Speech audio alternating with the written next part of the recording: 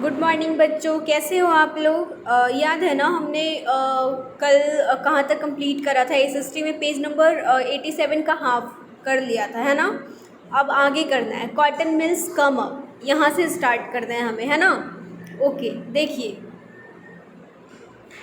The first cotton mill in India was set up spinning mills in Bombay in 1854. From the early 19th century, Bombay has grown an important port for export of raw cotton from India to England and China. मतलब क्या हुआ, मैंने कल क्या बताया था। पुराने वाले जो पहले वाला जो हमारा टेक्सटाइल था, टेक्सटाइल इंडस्ट्री, वो तो बिल्कुल बुरी तरह से बर्बाद हो चुका था। फिर मैंने ये बताया था कि नया इंडस्ट्री सेटअप हुआ था हमारे इंडिया में। मैंने कल जगह भी बताया था कौन कौन सी जगह पे, है ना। लाइक मुंबई, अहमदाबाद, सोलापुर, नागपुर एंड कानपुर, इन सारे जगह पे। तो जो सबसे पहला कॉटन मिल था, वो कहाँ सेटअप हुआ था? मुंबई में, ठीक है, बॉम्बे में।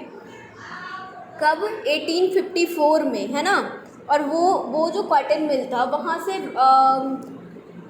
रॉ मटेरियल्स भी सप्लाई किए जाते थे, ठीक है। कहाँ? इंग्लैंड एंड चाइना, ठीक है। It was close to vast black soil track of western India where cotton was grown. When cotton textile mills come up they could get supply of raw material with ease. मतलब ये लोग क्या करने लगे, है ना, बॉम्बे से, मतलब इंडिया से इंग्लैंड और चाइना कॉटन मिल से रॉ मटेरियल सप्लाई होने लगे, ठीक है। इंपोर्ट होने लगा रॉ मटेरियल का, है ना, जिससे हमारी कंपनीज को हमारे टेक्सटाइल को ग्रोथ मिले, फ़ायदा में हो, है ना। हमारा जो कॉटन मिल था वो पूरे इंडिया में फेमस हो सके, है ना। यहाँ देखोगे by 1900 over 84 mills started operating in Bombay. 1900 में क्या हुआ था?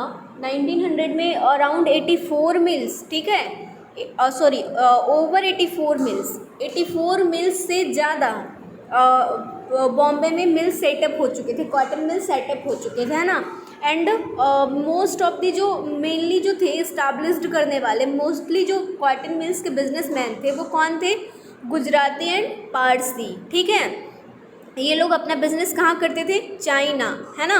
चाइना में बिजनेस करते थे, मतलब यहाँ से इंपोर्ट, यहाँ से सामान चाइना भेजते थे और वहाँ से पैसा आता था, उससे इन लोगों का ये क्या कहते हैं, बिजनेस को और ग्रोथ करते गए। यहाँ तक क्लियर है ना, सबको समझ आ रहा है ना? ओके, आगे एंड आगे mills come up in other cities to.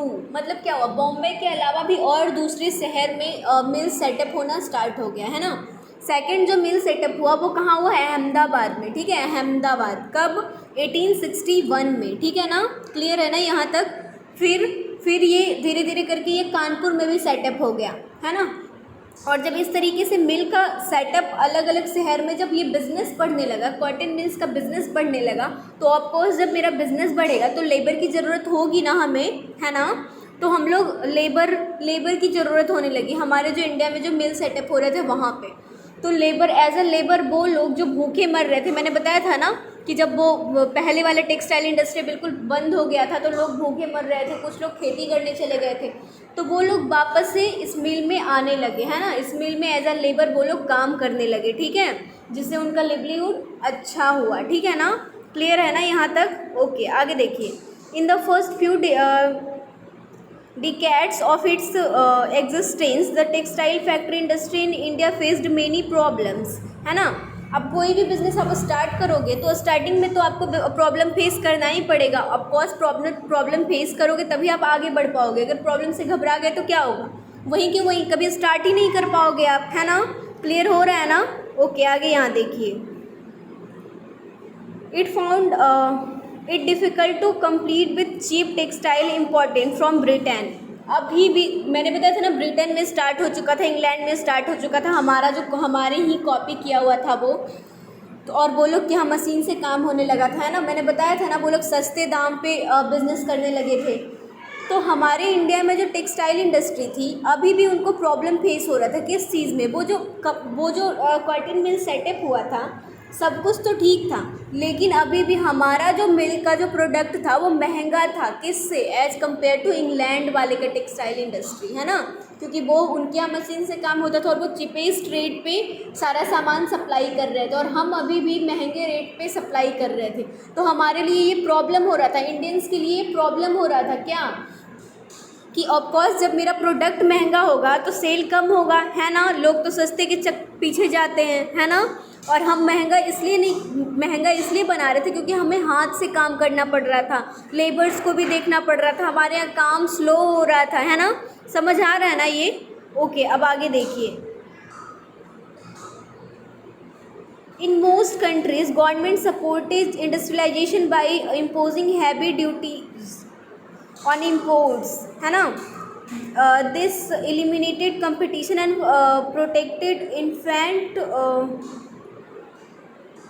infant industries. The colonial government in India usually refuse such protection to local industries. The first major spot in the development of cotton factories production in India, therefore, was during the First World War, when textile imports from Britain declines and India factory were called upon to produce cloth for military supplies. अब क्या हुआ?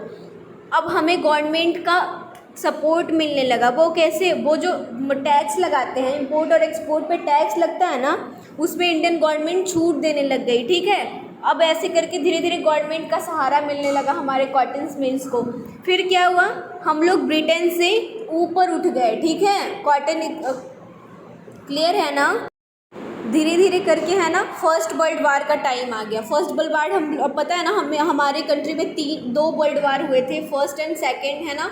तो ये first world war का time था जब हमने Britain को हरा दिया था। किसमें? टेक्सटाइल इंडस्ट्री में। हम उनका जो टेक्सटाइल इंडस्ट्री था वो गिरने लग गया था हमसे, है ना, इंडियंस के कॉटन मिल्स से। और इंडियन का जो कॉटन मिल्स था वो काफ़ी ऊंचा उठ गया था, ठीक है, ब्रिटेन वालों से। एंड हमारी जो इंडियन टेक्सटाइल इंडस्ट्री थी, जो इंडियन कॉटन मिल्स था, वहाँ पे कपड़े बनाए जाने लगे मिलिट्री के, ठीक है। मिलिट्री का समझते हो ना, उनके ड्रेसेज यहाँ से तैयार किए जाने लगा और उनको सप्लाई किया जाने लगा, ठीक है।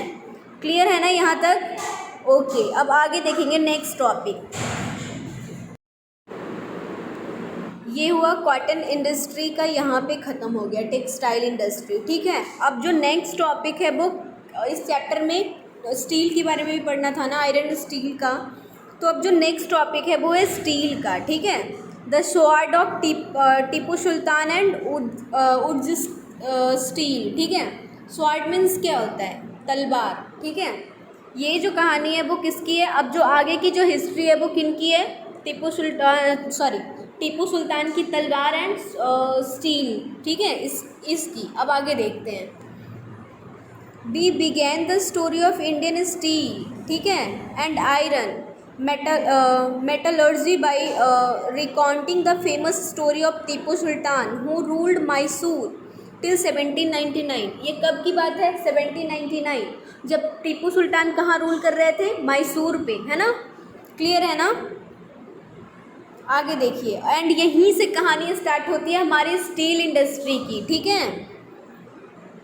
Fought for Wars with British and died fighting with his sword in his hand. इसका मतलब क्या हुआ? टीपू सुल्तान उनकी 4 बार वॉर हुई, ठीक है, 4 बार युद्ध हुआ ब्रिटिश से, है ना। फाइनली उनकी डेथ कब हुई? उनके खुद के तलवार से, उनके खुद के हाथ से, ठीक है। आगे देखिए। टीपूज legendarily swords are now parts of valuable collection in museum in England. मतलब क्या हुआ? आज भी जो तलवार है ना टीपू सुल्तान की, वो आज भी इंग्लैंड के म्यूज़ियम में रखा हुआ है, ठीक है, एज अ फेमस कलेक्शन। आज भी उनके यहाँ बहुत फेमस है ये तलवार, ठीक है ना। आगे देखिए। But do you know why the swords was so special? क्या तुम्हें पता है कि ये जो इनकी तलवार है, जो टीपू सुल्तान की तलवार है, वो इतना फेमस क्यों है ना। देखते हैं क्यों है।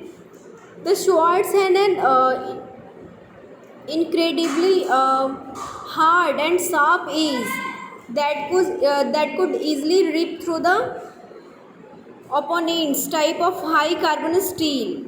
Opponent's armored. This quality of the swords came from a special type of high carbon steel called urj. urj क्या था? इस तलवार में ना एक देखो, ये तलवार कैसा था? बिल्कुल शार्प, है ना, बिल्कुल शार्प सा था, हार्ड सा था, ठीक है। एंड इसके जो टिप पे, इसके जो एंड साथ ही साथ क्या था, इसमें हाई कार्बन स्टील यूज्ड था, ठीक है, स्टील का मात्रा इसमें यूज्ड था, ठीक है ना। एंड जो स्टील इसमें यूज था उसको क्या कहते थे? उर्ज, है ना, यहाँ है ना ऊपर में हेडिंग में उर्ज स्टील है ना, ये टीपू सुल्तान की तलवार का ये स्टील था, ठीक है, उर्ज, है ना, उर्ज स्टील। आगे देखिए, when made into swords produced a very sharp edge with following water pattern, है ना, इस तरीके से ये बनाया हुआ था, है ना, बहुत शार्प था, इनका जो तलवार का एज था, है ना, नोक था, वो बहुत ही शार्प था, ठीक है। ऑफकोर्स तलवार है तो शार्प ही होगा ना, जो इसका किनारा था, ठीक है। आगे देखिए, this pattern came from very small carbon crystal embedded in the iron. ये जो पैटर्न बना हुआ था, आगे का जो पैटर्न था ना, शार्प वाला पैटर्न, वो किस चीज़ से बना हुआ था? आयरन से, ठीक है। क्लियर है ना यहाँ तक? नेक्स्ट पैराग्राफ देखिए, Francis Buchanan who tour through Mysore in 1800, है ना, 1800 में फ्रांसिस बच्चन सबसे पहले कहाँ आए थे? मैसूर आए थे घूमने के लिए, टूर पे, ठीक है। A year after Tipu Sultan death, ये कब की बात है? जब टीपू सुल्तान की डेथ हो चुकी थी, ठीक है। Has left us account of technique by which wood steel was produced in many hundreds of smelting furnaces in Mysore। ये क्यों आए थे? यहाँ पे जो क्या कहते हैं, स्टील का जो प्रोडक्शन होता था ना, तो वो देखने के लिए आए थे, उसका टेक्निक लेने के लिए आए थे कि ये कैसे बनाया जाता है, स्टील का प्रोडक्शन कैसे होता है ना, स्टील कैसे बनाए जाते हैं।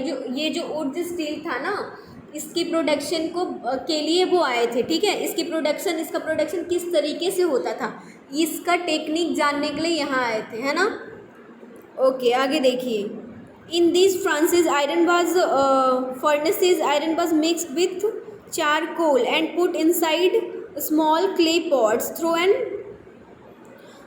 intricate control of temperatures. The smelters produced steel ingots that were used for swords making, not just in India but in West and Central Asia too, है ना। कैसे बनाया जाता था स्टील को? जो फ्रांसीस था, जो मतलब सब क्या होता था ना, भट्टी पे बहुत सारे आयरन्स को पिघलाए जाते थे, ठीक है, स्मेल्ट किए जाते थे, 100 ऑफ, ठीक है। एंड उसको क्या किया जाता था?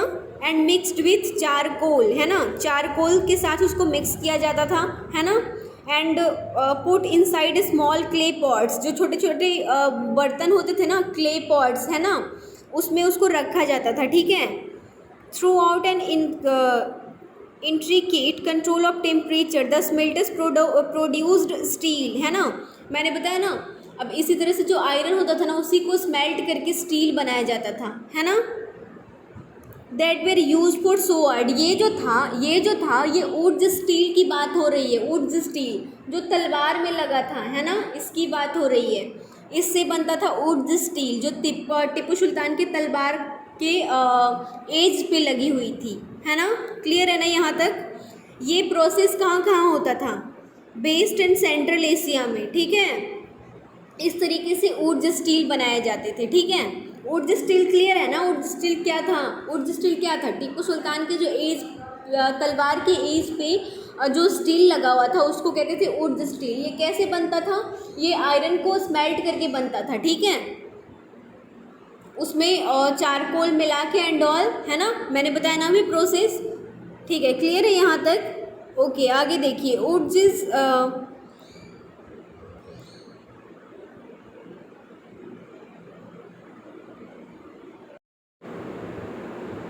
देखिए आगे, उर्जिज मैं क्या बोल रही हूँ, सॉरी, आगे देखिए, उर्जिज एंग्लाइज्ड वर्जन ऑफ, यहाँ देखो,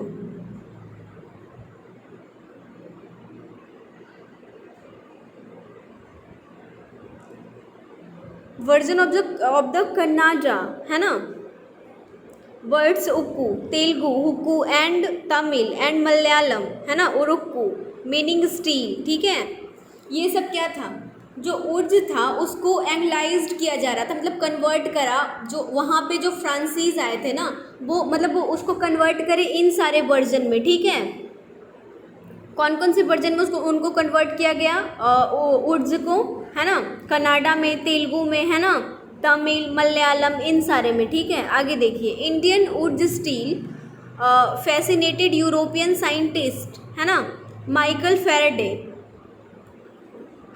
the legendary scientist and discoverer of electricity and electromagnetism, है ना। माइकल फेराडे कौन थे, इलेक्ट्रिसिटी और मैग्नेटिज्म के साइंटिस्ट थे, ठीक है, डिस्कवरर थे, खोज किया था इन्होंने, ठीक है ना। आगे, spent 4 years studying the property of Indian wootz, ये जो साइंटिस्ट थे माइकल फेराडे, इनको 4 साल लग गया इंडियन का जो वुड स्टील था इस पर रिसर्च करने में कि आखिर ये बना कैसे है, ठीक है, क्योंकि वो रिसर्च करेंगे, खोज करेंगे, उस पर एनालाइज करेंगे, है ना, तभी तो वो बना पाएंगे ना अपने कंट्री में, है ना। क्लियर है ना यहाँ तक। ये यूरोपियन साइंटिस्ट थे एंड वो लोग तो पहले भी यूरोप एंड इंग्लैंड वाले ने ऐसा करा था ना, हमारे कॉटन टेक्सटाइल से आइडिया चुराए थे ना, अब स्टील से भी। अब देखो, जब स्टडी करेंगे वापस इन्हें सब मिल जाएगा, फिर से आइडिया चुराएंगे, यही करेंगे ये, है ना। लेकिन हम पढ़ते हैं, पहले पढ़ेंगे फिर किसी को एनालाइज करेंगे कौन कैसा नहीं, है ना। ओके, आगे देखिए, कहाँ पढ़ा रही थी, एक मिनट, देखिए मैं बता रही थी ना, माइकल फेराडे थे, उनको 4 साल लग गया और स्टील को स्टडी करने में, है ना, कि ये बना हुआ कैसे है। आगे, कब से कब तक, 1818 से स्टार्ट किया था और 1822 में इनकी स्टडी कंप्लीट हुई, ठीक है। However the wood steel making process which was so widely known in south India, है ना, ये मेनली कहाँ पे तैयार किया जाता था, साउथ इंडिया। देखो ऊपर में जो नेम भी है, तेलुगु, कन्नड़, ये सब मलयालम, है ना, ये सब साउथ का ही पार्ट है ना, ये सब साउथ की तरफ, इंडिया का ये सॉदर्न पार्ट है ना। Can you guess why this, देखो यहाँ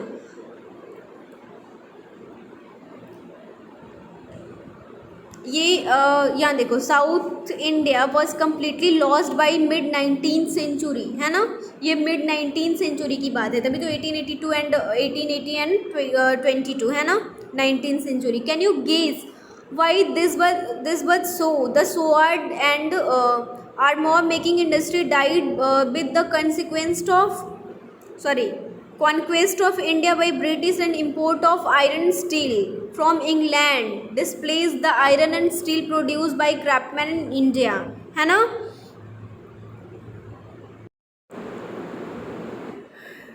क्लियर है ना यहाँ तक, है ना।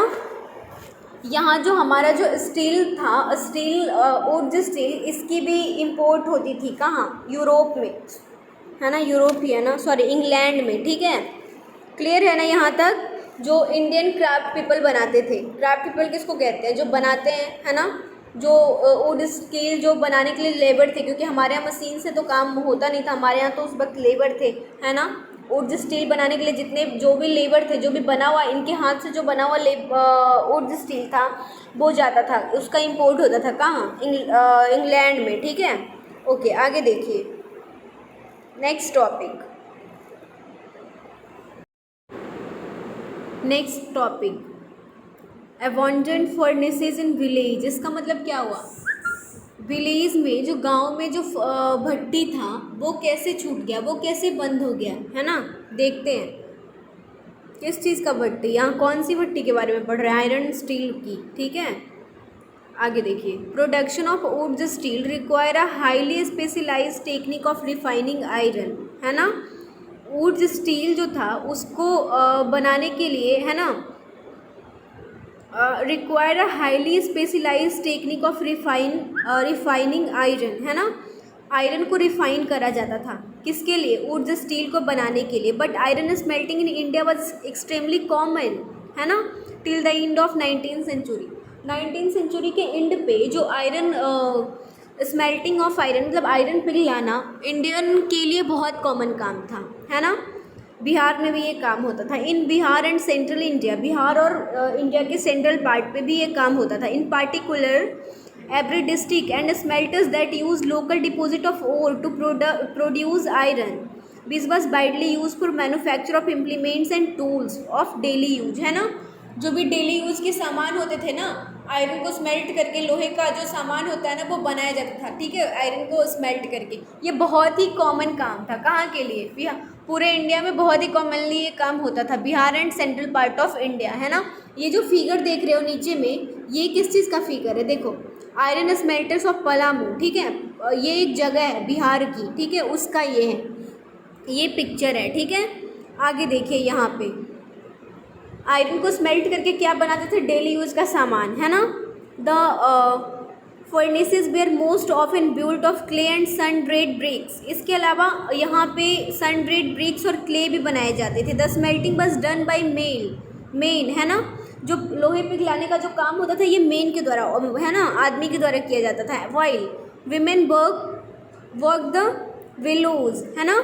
वीमेन कहाँ वर्क करती थी? विलोज। ये क्या होता है? विलोज क्या होता है? देखो, अ डिवाइस और equipments that can pump air, एक ऐसा डिवाइस जिसके थ्रू पंप एयर को पंप किया जाता था, ठीक है, pumping air, that is called bellows, ठीक है। इसका एक डिवाइस था, pump device of pumping air, that is called bellows. ये काम औरतों के द्वारा किया जाता था। और ये पंपिंग एयर क्यों होता था, है ना? चारकोल को बर्न करने के लिए। मैंने बताया ना, आयरन और चारकोल के मिक्सिंग से वुड स्टील बनाए जाते थे, है ना।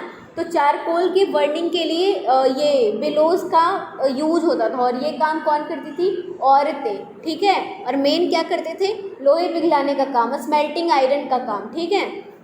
क्लियर है ना यहाँ तक? ओके, अब आगे देखिए।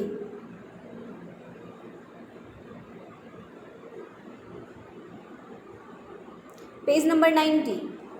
By the late 19th century, however, the craft of iron smelting was in decline in most villages. Furnaces fell into disuse and amount of iron produced came down. Why was this so?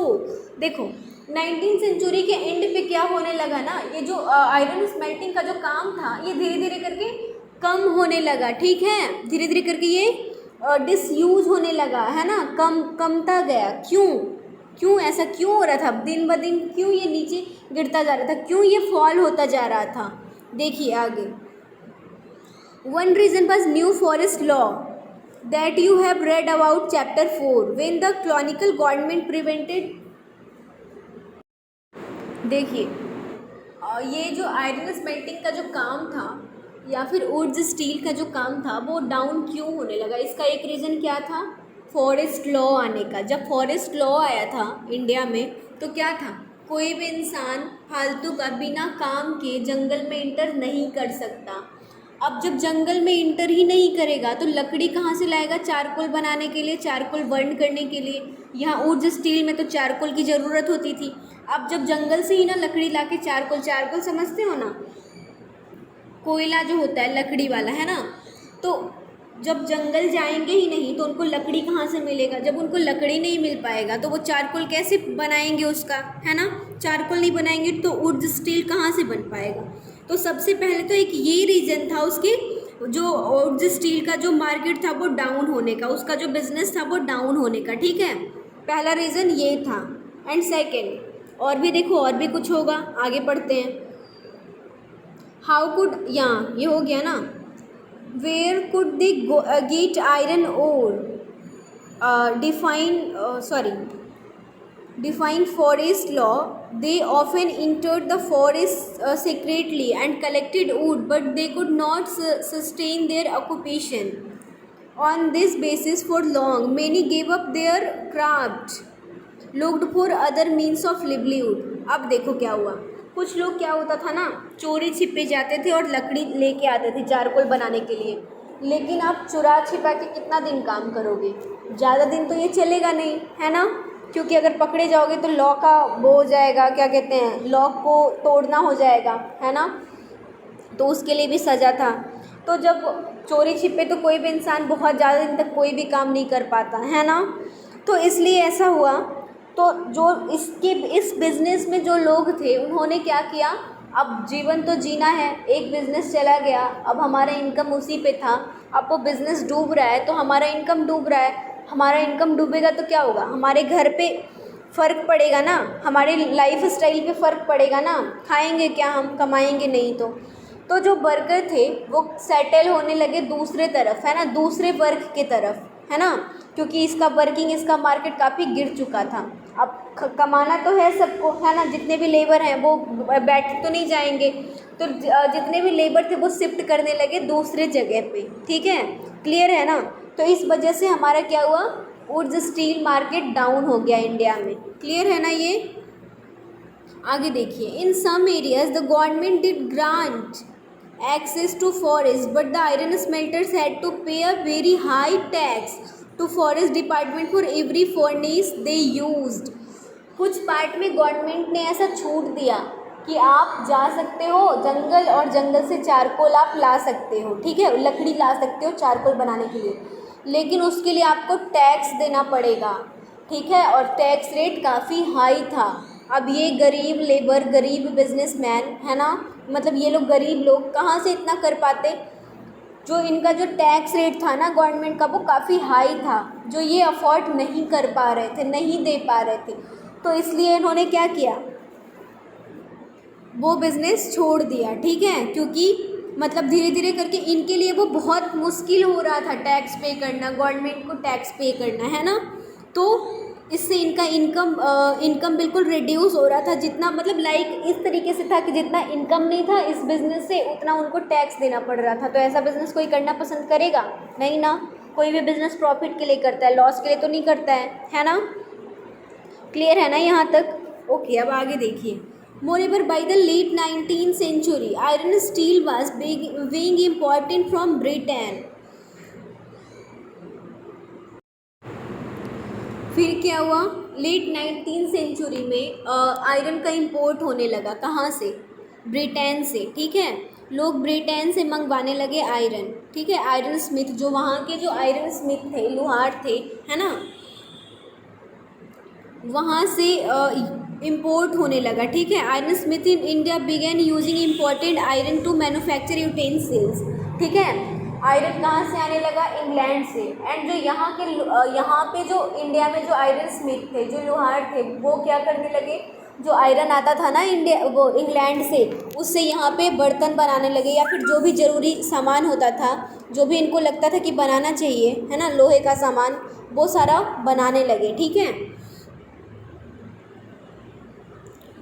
आगे तो यहाँ देखिए, एक तो क्या हुआ, हमारे देश का बिजनेस बर्बाद हो गया, दूसरा क्या हुआ कि हमें ही उल्टा दूसरे देश से आयरन मंगवाना पड़ा, है ना, और अपने देश के यूज़ के लिए मतलब इतना भी हमारे पास नहीं बचा कि अपने देश में भी हम यूज़ कर पाएँ, ठीक है, क्लियर है ना ये।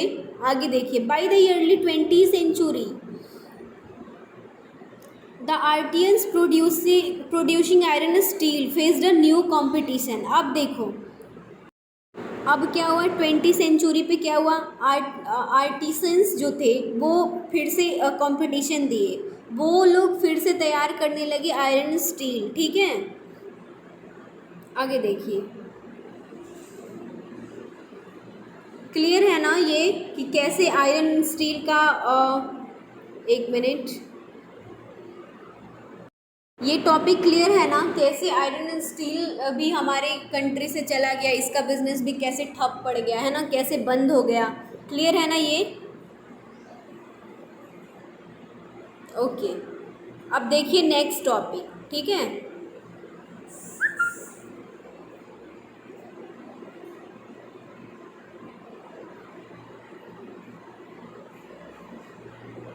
Iron and steel factories come up in India. अब दोबारा कैसे आया, एक बार तो बंद हो गया, है ना, अब फिर से दोबारा कैसे रीस्टार्ट कैसे हुआ। हमने कॉटन टेक्सटाइल का भी ऐसे ही पढ़ा था ना, एक बार तो टेक्सटाइल इंडस्ट्री पूरा का पूरा बंद हो गया था, है ना, फिर दूसरी बार फिर से कैसे आया। अब उसी तरह से हम ये पढ़ेंगे, आयरन एंड स्टील दोबारा कैसे केम अप हुआ, इंडिया में कैसे आया, ठीक है, पढ़ते हैं।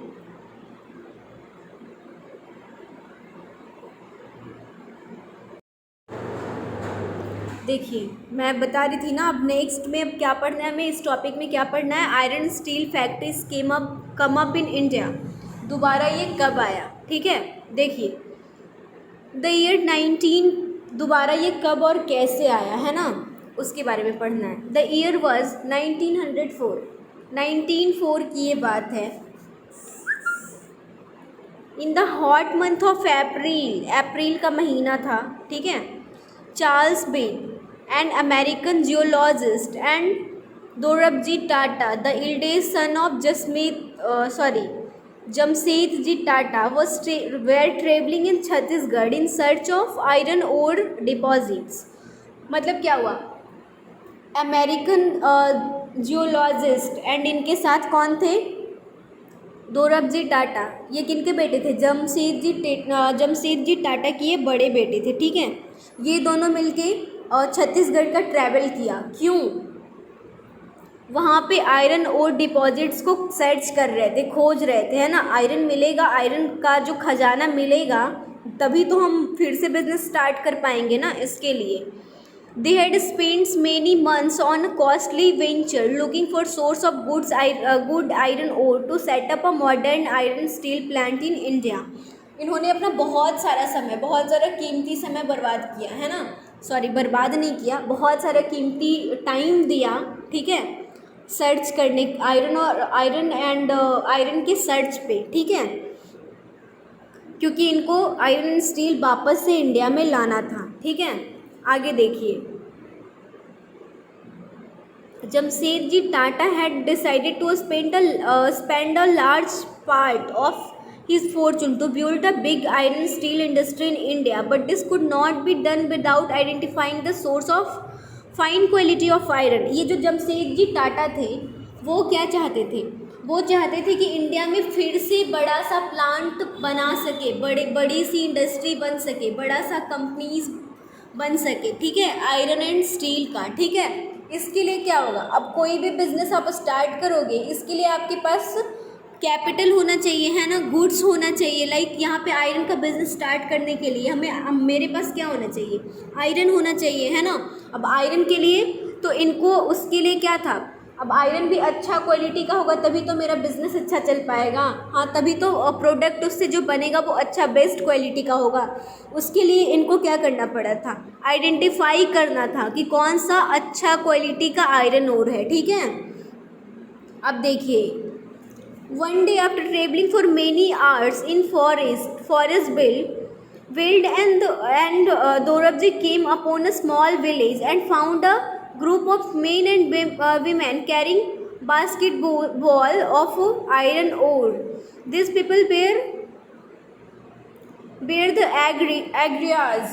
मतलब क्या हुआ, एक दिन क्या हुआ, ये लोग जंगल में ऐसी आयरन ओर के सर्च में घूम रहे थे। कौन कौन, अमेरिकन जियोलॉजिस्ट थे ना, विल्ड, एंड उसके साथ और कौन थे, दोरबजी टाटा, है ना। ये दोनों घूम रहे थे, इन्हें क्या दिखा, अचानक से एक छोटे से घूमते घूमते एक छोटे से गांव में चले गए, ठीक है। वहाँ पे क्या दिखा, बहुत सारे, एक ग्रुप था मेन एंड वीमेन का, है ना। आगे देखिए, कैरिंग, उनके हाथ में क्या था, बास्केटबॉल था, उस बास्केटबॉल में क्या था, आयरन ओर, ठीक है। आयरन ओर की खोज में ही तो ये घूम रहे थे, है ना। अब इनको दिख गया। अब आगे देखिए, वो पीपल कौन थे, एग्रियाज, आगे when asked where they had found the iron ore, the Agrias pointed to a hill in distance. अब ये दोनों जो थे वो जो ग्रुप था ना मेन एंड वीमेन का, उनसे पूछे कि आपको ये आयरन ओर कहाँ से मिला। उन्होंने एक हिल की तरफ इशारा किया, ठीक है, एक पहाड़ी की तरफ इशारा किया और बोला वहाँ, अब देखो जो वहाँ से कुछ डिस्टेंस पे था उधर बोला उन्होंने, ठीक है, एक पॉइंट किया हिल को, और जो वहाँ से थोड़ी दूरी पे थी। आगे देखिए, Weld and Dorabji reached the hills after an exhausting trek throughout dense forest. अब उस घने जंगल से को पार करते हुए ये दोनों कहाँ पहुँचे, हिल्स पे, ठीक है ना। आगे देखिए, on exploring the hills, the geologists declared that they had at last found what they had been looking for. Rajhara hills had one of the finest ore in the world. अब वो हिल कौन सा था? राजरा हिल, जहाँ पे कि आयरन ओर के लिए बहुत फेमस है वो हिल, ठीक है। वहाँ पे सबसे बेस्ट क्वालिटी का आयरन पाया जाता है, ठीक है। आगे देखिए, अब इनको आयरन ओर मिल गया ना, आयरन ओर मिल गया और इनकी चाहत भी है बिजनेस स्टार्ट करने की। अब तो ये स्टार्ट कर पाएंगे। अब देखो, but there was a problem क्या आया वो पढ़ते हैं। The reason was dry and water necessary for running the factory was not to found nearby. अब वो जो रीजन था, वो जो एरिया था जहाँ पे इनको आयरन मिला, वो ड्राई था, काफ़ी सूखा सूखा था, है ना। इनको इंडस्ट्री के लिए क्या चाहिए था? थोड़ा एरिया चाहिए था, बिल्कुल ऐसा सूखा वाला एरिया इनको नहीं चाहिए था, है ना। इनको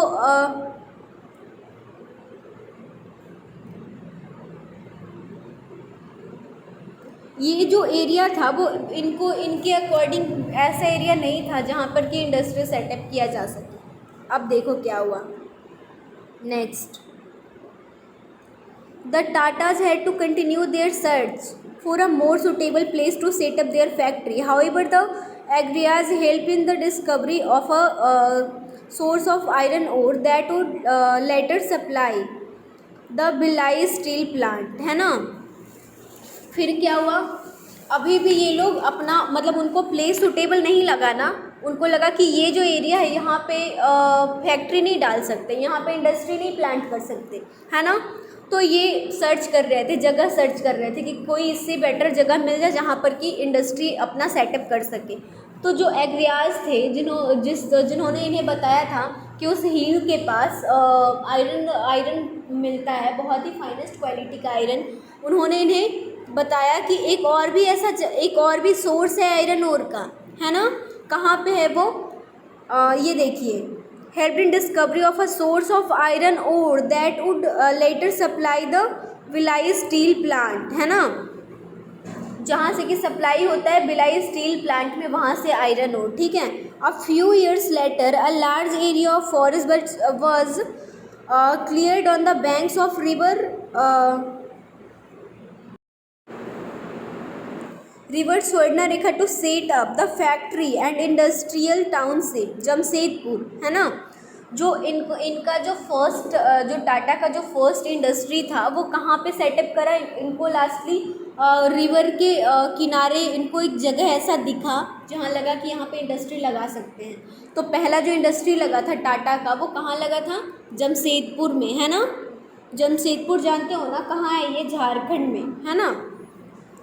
here there was a water near iron ore deposits. यहाँ पे क्या था? जहाँ पे जो आयरन ओर डिपॉजिट था ना, जहाँ पे जो आयरन का जो खजाना था ना, वहाँ पे नदी भी थी, चलो वाटर भी इनको मिल गया, है ना। वहाँ पे इनको ऐसा लगा कि ये सुटेबल है जहाँ पर कि हम ये इंडस्ट्री सेटअप कर सकते हैं। समझ आ रहा है ना सबको? आगे देखिए, the Tata iron steel company that came up began producing steel in 1912। 1900 से इन्होंने 1904 से इन्होंने सर्च स्टार्ट किया था। 8 साल के सर्च के बाद 1912 में इनका इंडस्ट्री सेटअप हो पाया। सबसे पहला इंडस्ट्री इनका कहाँ था? जमशेदपुर में, है ना। टाटा कंपनी अभी भी जानते हो ना, काफ़ी बड़ी कंपनी है, इंडिया की top most companies. TISCO was set up at an opportune time. All throughout the late 19th century, India was import steel that was manufactured in Britain। अब क्या हुआ? अब ये ब्रिटेन में स्टील बनाया जाता था ना, मैंने बताया था ना कि कंपटीशन दिए थे एंड ऑल, है ना। तो वहाँ से 19th सेंचुरी के एंड पे, ठीक है, 19th सेंचुरी के गुजर जाने मतलब 19th सेंचुरी के एंड पे क्या हुआ? ब्रिटेन से इन्होंने स्टील मंगवाया। कौन? टाटा कंपनी वाले, है ना। Expansion of the railways in India, है ना, had provided a huge market for rails the Britain produced, है ना। इसके अलावा क्या हुआ? अब क्या हुआ? जो इंडियन रेलवे है ना, वहाँ पे भी स्टील की ज़रूरत होती है ना। ट्रेन में भी स्टील यूज्ड होते हैं। तो जो ट्रेन में स्टील यूज होता था ना, वो उस वक्त कहाँ से आता था? ब्रिटिश से। जब टाटा वाले ने ये अपना बिजनेस स्टार्ट किया, ठीक है, तो इनके पास भी आयरन स्टील का बिजनेस हो गया, है ना। तो जो ब्रिटिश वाले थे, इन्होंने अपना बिजनेस इतना अच्छा बनाया कि जो ब्रिटिश वाले थे, ब्रिटिश एक्सपर्ट थे, वो बिल्कुल ये देख के हैरान थे, बिल्कुल उनको बिलीव नहीं हो रहा था कि इंडिया में भी इतना अच्छा स्टील का प्रोडक्शन हो सकता है ना। क्लियर है ना यहाँ तक? जिसको हम मतलब ट्रेन में भी यूज कर सकते हैं, रेलवे वाले भी यूज कर सकते हैं, है ना। क्लियर है ना यहाँ तक? By the time TISCO was set up the situations by changing in 1914 की बात है, the first world war broke out, जब फर्स्ट वर्ल्ड वार रुका था, ठीक है। Steel produced in Britain now had to meet the demand of war in Europe, so imports of British steel into India declined, है ना। ये 1914 में क्या हुआ, जो डिमांड था ना स्टील तो हमारे यहाँ ब्रिटेन से आता था। फिर जब हमारी टिस्को ने, जो हमारा जो टिस्को है, वो जब आयरन स्टील का बिजनेस करने लगा, तो क्या हुआ, अब जब अपने ही कंट्री में हो रहा है तो हम दूसरे कंट्री से क्यों स्टील मंगवाएंगे। तो 1914 में क्या हुआ था, 1914 में हमारा जो डिमांड था ना स्टील का, वो बंद हो गया, ठीक है।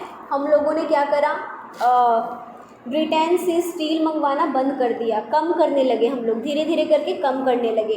ओके, क्लियर है? आगे देखिए।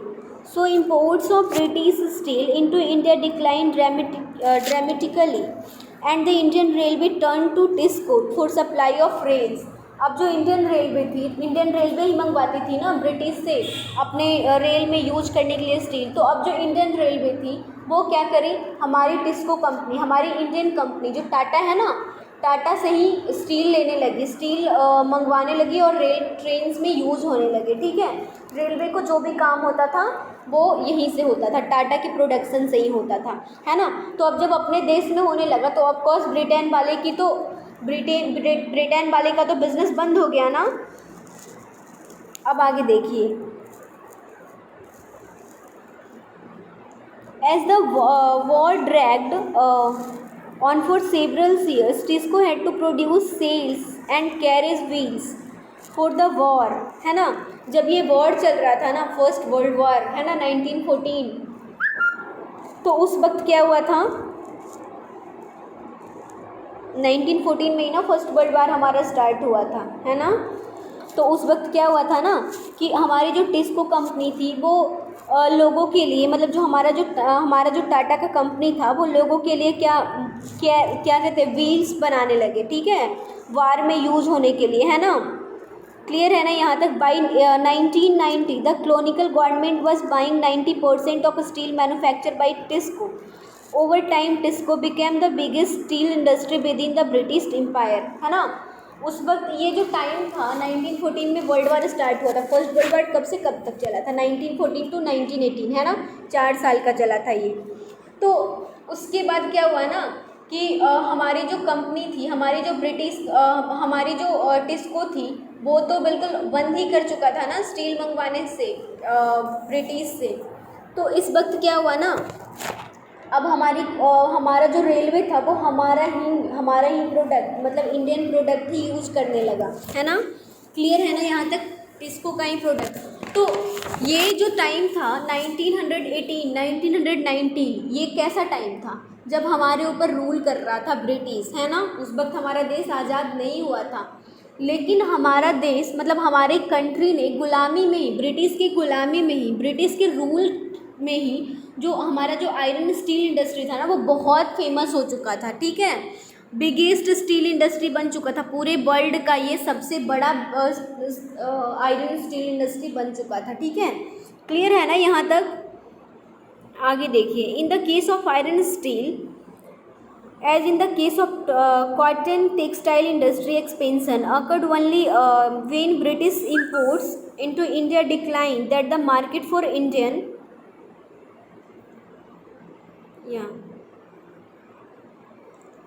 industries, है ना, industrial goods increased, This happened during the First World War and after, as the nationalist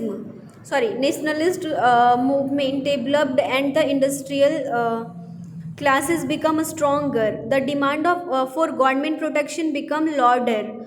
Struggling to retain its control over India, the British government had to uh, concede many of this demand in the last decades of colonial rule. मतलब क्या हुआ, इसका मतलब क्या हुआ, देखो British हमारा जो बिज़नेस था पहले क्या हुआ, हमारा बिज़नेस ऑलरेडी रन कर रहा था बहुत अच्छा से, चाहे वो आयरन स्टील इंडस्ट्री हो या फिर टेक्सटाइल इंडस्ट्री हो, है ना। फिर ब्रिटिश वाले आए और क्या किए, सब बर्बाद कर दिए। लेकिन फिर क्या हुआ, हमने फिर से रीस्टार्ट किया, इंडियंस ने फिर से रीस्टार्ट किया एंड फिर से उतना ही फेमस हुए जितना वो पहले, मतलब ऐसा था कि पहले से भी ज़्यादा फेमस, लाइक टाटा इंडस्ट्री या फिर कॉटन, हमारा जो कॉटन है ना, कॉटन मिल्स या टेक्सटाइल इंडस्ट्री या फिर आयरन स्टील इंडस्ट्री अभी भी बहुत फेमस है ना, अभी भी वो पूरे वर्ल्ड में बहुत फेमस है। ठीक है, क्लियर है ना। मतलब इस चैप्टर में हमने क्या पढ़ा, इस चैप्टर में हमने textile industry and iron steel industry के बारे में पढ़ा। पहले वो कैसे फेमस था, है ना, फिर ब्रिटिश वाले ने कैसे उसको बिल्कुल लो कर दिया, है ना, एंड फिर से हमने कैसे उसको फिर से मार्केट में लाया, फिर से उसका बिजनेस हमने कैसे इस्टेब्लिश किया, है ना। क्लियर है ना ये।